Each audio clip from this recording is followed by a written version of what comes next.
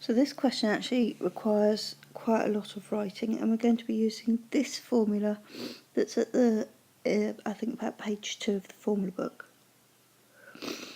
To start off with, ignore the x and deal with this as 1 take x to the power minus 3.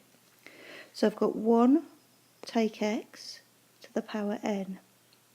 1 plus n of my x plus n minus 1 over 1 times 2 of my x squared, and so on.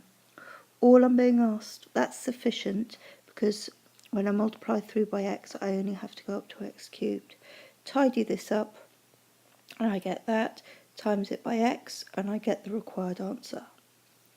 Part 2. Use this result to obtain a decimal estimate of that.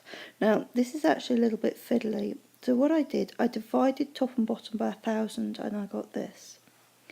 Then I considered, well, cube root of the bottom, because the bottom here is cubed.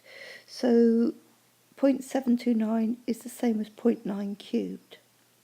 So when I look at that, I recognise if my x is going to be 0.1, then at the bottom I've got 1 take away x cubed, and that works.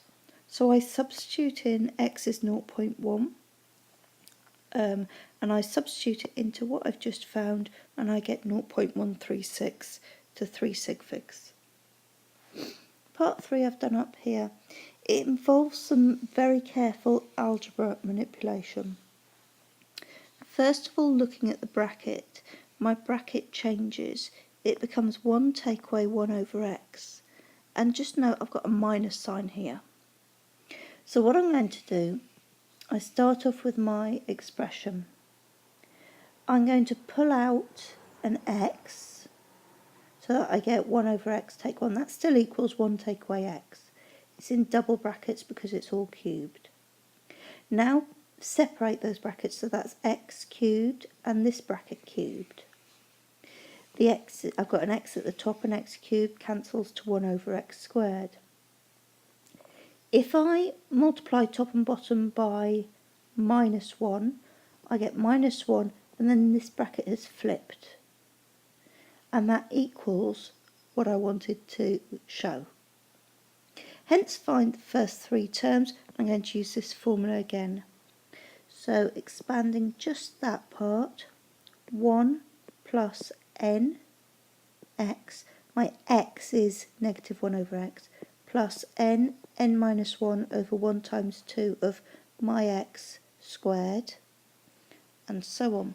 And it says I only want the first 3 terms. If I tidy that up, I get this, and then I'm multiplying it all by minus 1 over x squared, because that's here. So timesing it all by minus 1 over x squared, I get this as my answer. Comment on the suitability of substituting the same value. My same value would mean x is 0.1.